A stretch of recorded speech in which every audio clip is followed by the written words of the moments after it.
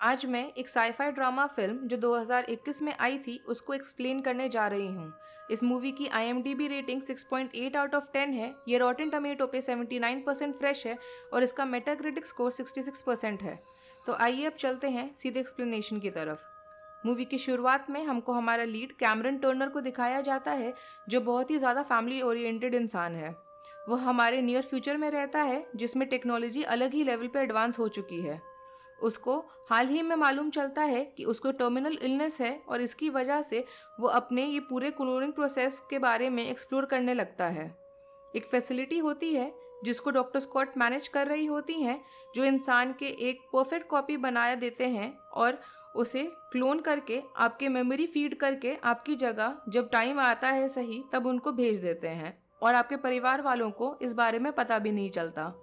Cameron वहाँ facility में अपना DNA का सैंपल देने आया होता है, जिससे कि उसका क्लोन तैयार करा जा सके, मगर अभी भी वो ठीक से डिसाइड नहीं कर पा रहा होता कि वो आखिर चाहता क्या है। एक रात वो वापस अपने घर आ रहा होता है। एक मेमोरी सेशन के बाद उसको डॉक्टर स्कॉट की तरफ से मैसेज आता है कि उसके स्कैन के रिजल्ट्स आ गए हैं और उसकी हेल्थ बहुत ही ज़्यादा जल्दी डिटोरिएट हो रही है, तो उसको क्या करना है वो उसको जल्द ही डिसाइड करना चाहिए। अभी के लिए कैमरन इस बात को इग्नोर कर देता है और अपने घर के अंदर चला जाता है, जहां वो पहले अपने डॉगी को सहलाता है और फिर अपने वाइफ पॉपी और अपने बेटे कोरी को चेक करता है। उसके बाद वो बाथरूम में चला जाता है, जहां उसको सीजर्स आ जाते हैं। कैमरन की वाइफ को उसके बीमारी के बारे में बिल्कुल मालूम नहीं होता, तो वो वॉशरूम का दरवाज़ा बंद कर देता है, जिससे कि पॉपी को मालूम ना चले। अगले दिन वो डॉक्टर स्कॉट से मिलता है, जिससे कि वो उस फैसिलिटी के अंदर एक विजिट कर सके जहाँ पे क्लाइंट्स रहते हैं अपने आखिरी समय तक, और उसका क्लोन उसकी जगह ले सके और घर जा सके। उसके बाद उसको एक कॉन्ट्रैक्ट साइन कराया जाता है, जिसमें लिखा हुआ होता है कि क्लोन को कभी भी उठाया नहीं जाएगा अगर क्लाइंट अपना डिसीजन बदल ले। उसके बाद डॉक्टर स्कॉट कैमरन को डाल्टन से इंट्रोड्यूस कराती है, जो वहाँ एक साइकोलॉजिस्ट और मेन टेक्नीशियन होता है कंट्रोल रूम में।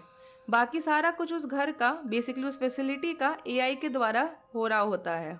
उसके बाद डाल्टन कैमरन को बोलता है कि वो अपने सारे कैमरास बंद कर दे जो उसके कॉन्टैक्ट्स और वॉच में है, जिससे कि वो उस कमरे में जा सके जहां उसका क्लोन फिलहाल सो रहा है। सोना एग्जैक्टली इसको नहीं बोल सकते, क्योंकि जो डॉक्टर स्कॉट जैक जिसको बुला रही होती है एक्चुअली वो अभी तक उठा नहीं है। वो अभी एक तरह से खाली है, क्योंकि उसमें कुछ भी फीड नहीं करा गया है।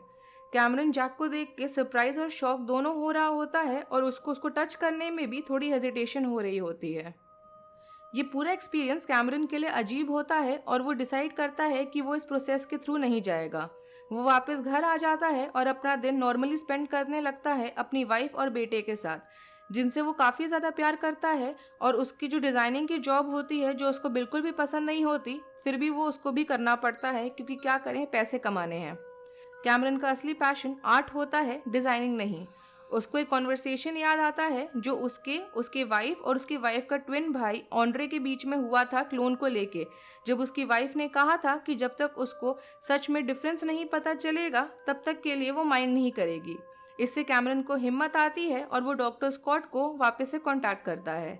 डॉक्टर स्कॉट उसको प्रॉमिस करती हैं कि हाँ, क्लोन के पास क्लाइंट की मेमोरी होती है और फैसिलिटी की पूरी मेमोरी हटा दी जाती है, तो उसको कभी भी मालूम नहीं चलता है कि वो एक्चुअली में क्लोन है। उसको पैसिफाई करने के लिए वो कैमरन को उनके लास्ट क्लाइंट के पास जाने को बोलती हैं, मगर कोई भी डाउट ना रहे और सब कुछ क्लियर हो जाए, बेसिकली इसलिए। उस औरत का नाम केट होता है और वो क्लर्क की जॉब कर रही होती है। तो कैमरन उस शॉप में कैजुअली जाता है और क्लाइंट बन के उससे बात करने के लिए, इंटरैक्ट करने के लिए बेसिकली डिसाइड करता है। पूरी कॉन्वर्सेशन एकदम नॉर्मल होती है और कैमरन केट को देख के बिल्कुल भी नहीं बोल पाता कि वो क्लोन है, ना ही केट की बेटी जो उस शॉप में उस टाइम बैठी हुई थी, और उसको भी इस चीज़ का कोई आइडिया नहीं होता। कैमरन वापस घर आ जाता है और उसकी वाइफ बताती है कि उसको एक और बेबी होने वाला है 7 महीने में, और वो इस चीज़ को लेके बहुत ही ज़्यादा इमोशनल हो जाता है, क्योंकि उसको तब रियलाइज़ होता है कि वो एक्चुअली में उस बेबी के कभी नहीं देख पाएगा। एक बार को कैमरन सोचता है कि वो अपनी वाइफ को सब कुछ सच बता दे, लेकिन वो ऐसा करने के लिए हिम्मत नहीं जुटा पाता। इंस्टेड वो बहाना मार देता है कि वो नर्वस है फिर से डैड बनने के लिए। उसके बाद वो डॉक्टर स्कॉट को कॉल करता है बताने के लिए कि उसने अपना माइंड चेंज कर लिया है। कैमरन वापस उस फैसिलिटी में आता है और असली केट से मिलता है और उसको बताता है कि वो उसे क्लोन से मिला। वो दोनों साथ में एक वॉक पर जाते हैं जहां वो उसको बताता है कि उसकी बेटी काफ़ी खुश लग रही थी और बातों में उनको मालूम चलता है कि उनका सेम ऑनकोलॉजिस्ट है। उसके बाद वो पॉपी को कॉल करता है उसको बताने के लिए कि वो एक हफ्ते के लिए बाहर जा रहा है किसी स्पेशल काम पे। उसके बाद वो अपने कपड़े चेंज करके वो वाले कपड़े पहन लेता है जो उसको फैसिलिटी ने दिए हैं और फिर 6 घंटे के लिए उसको एक तरह से बेहोश कर दिया जाता है जिससे कि उसके मेमोरीज जैक के अंदर कॉपी करे जा सकें। ये होने के बाद अगला स्टेप होता है दोनों के दिमाग का सिंक्रोनाइजेशन देखने का, जिसका मतलब ये हुआ कि कैमरन का उसके लाइफ के कुछ काफ़ी इंपॉर्टेंट मेमोरीज को गो थ्रू करना पड़ेगा, जैसे कि उसका पॉपी से मिलना, उसके पहले बच्चे कॉरी का पैदा होना, ऑन्ड्रे की मौत एंड ऑल।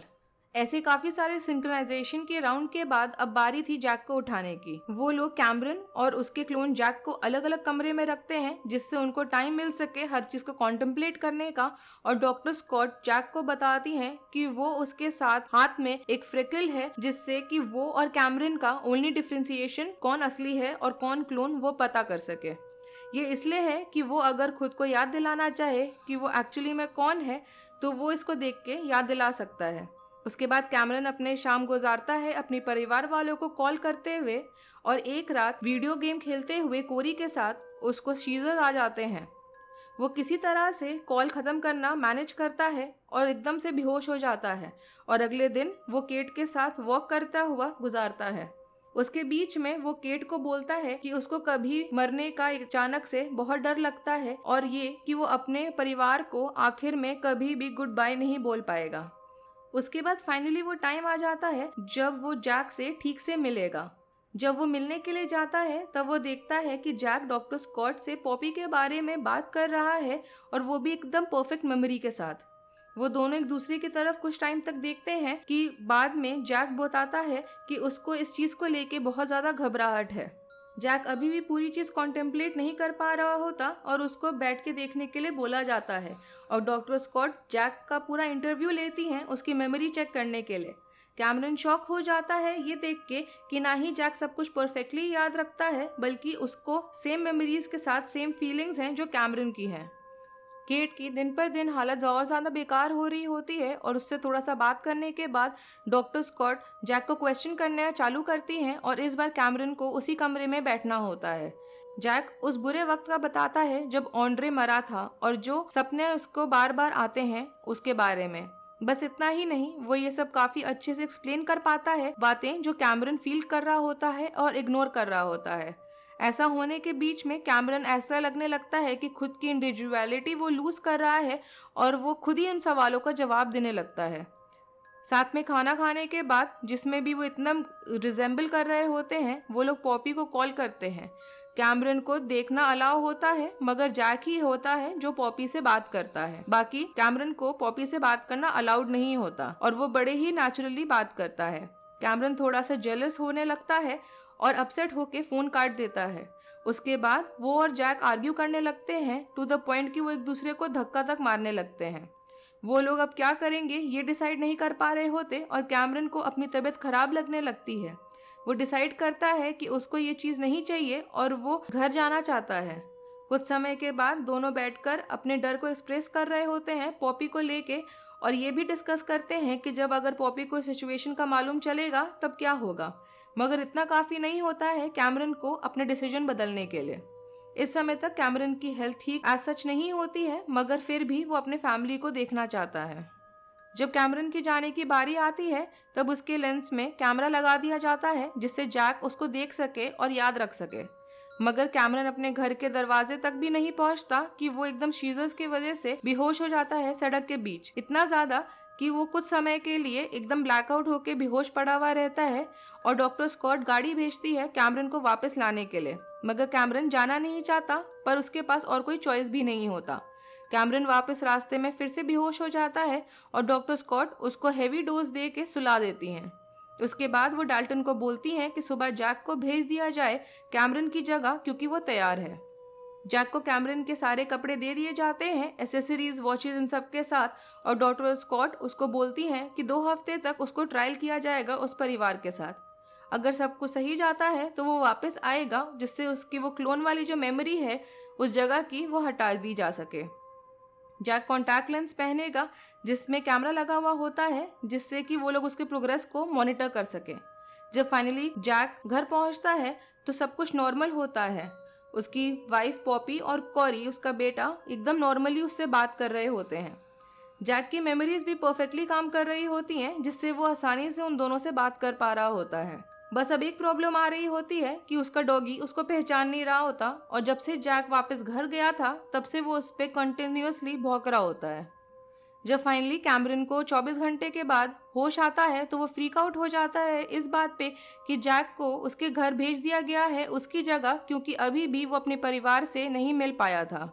मगर डॉक्टर स्कॉट उसको रियलिटी चेक देती हैं और याद दिलाती हैं कि उसकी हालत काफ़ी ज़्यादा ख़राब है और वो कभी भी मर सकता है।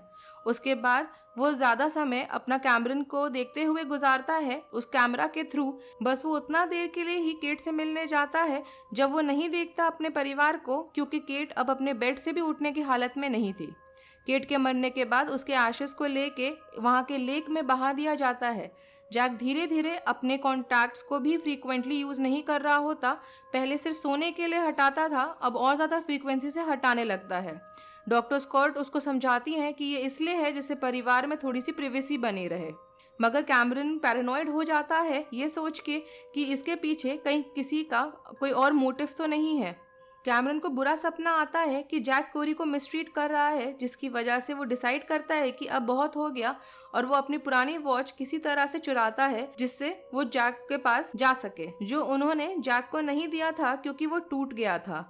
और उसके बाद वो छिप के फैसिलिटी से रात के बीच में भाग जाता है। उस वॉच को इस्तेमाल करके वो बोट को चालू करता है जिससे कि वो मेनलैंड में जा सके। कुछ घंटों के बाद वो अपने घर पहुंच जाता है और सबसे पहले वो अपने ऑफिस में जाता है। वहाँ उसको वो सारे ड्राइंग्स दिखते हैं जो जैक बनाता है, और चैट्स भी दिखता है उसके और पॉपी के बीच में, जो एकदम नॉर्मल और डोमेस्टिक होता है। वो ये सब करते हुए हल्की बहुत आवाज़ कर रहा होता है जिससे जैक की नींद खुल जाती है और वो आ जाता है। मगर उसको वहाँ देख के वो काफ़ी ज़्यादा अंडरस्टैंडिंग होता है। कैमरन के लिए जैक को बहुत ज़्यादा बुरा लग रहा होता है, तो वो आखिरी रात अपने परिवार के साथ गुजारे ऐसा डिसाइड करते हैं। उसके बाद वो दोनों अपने कपड़े एक्सचेंज करते हैं, जिसके बीच में उसका डॉग उन दोनों को साथ में देख के बहुत ज़्यादा फ्रीक आउट हो जाता है। जैक अलमारी के अंदर जाके छिप जाता है और कैमरन कोरी को उठा के किचन में लेके जाता है, जहाँ वो उसको एडमामे खिलाना सिखाता है। ये पॉपी का फेवरेट स्नैक होता है बियर के साथ। कैमरन अपने बेटे को हक करके इमोशनल होने लगता है और उसको वापस सोने के लिए ले जाता है, और उसके बाद अपनी वाइफ पॉपी के पास चला जाता है। वो उसको दुखी देख के कंफर्ट करती है और दोनों डिसाइड करते हैं कि वो अपने होने वाले बच्चे का नाम ऑन्ड्रे रखेंगे उसके भाई के मेमोरी पे। पॉपी के सोने के बाद कैमरन वापस जैक के साथ अपने कपड़े एक्सचेंज कर लेता है। फैसिलिटी जाने से पहले वो हैंडशेक करते हुए जैक को हर चीज़ के लिए थैंक यू भी बोलता है। कैमरन अपना समय ड्रॉ करते हुए और क्लोन एक्सपीरियंस नए क्लाइंट्स के साथ शेयर करते हुए गुजारता है। 2 हफ्ते के बाद डॉक्टर स्कॉट कैमरन को बताती हैं कि जैक की जो फैसिलिटी वाली मेमोरीज हैं वो डिलीट हो चुकी हैं और अब वो पूरी तरह कैमरन बन चुका है। इसके लिए कैमरन डॉक्टर स्कॉट को फिर से थैंक यू बोलता है। अपनी मेमोरी को ठीक करवाने से पहले जैक ने कैमरन के लिए एक स्पेशल वीडियो रिकॉर्ड करी होती है, जिसमें वो पॉपी को उसके आईज में देखने को बोलता है, और वो ऐसा करती भी है, और कैमरन ये देखते हुए इमोशनल हो जाता है और मूवी वहीं ख़त्म हो जाती है। अगर आपको इस मूवी की एक्सप्लेनेशन पसंद आई हो तो do subscribe to the channel and like the video. Thanks for watching. Bye.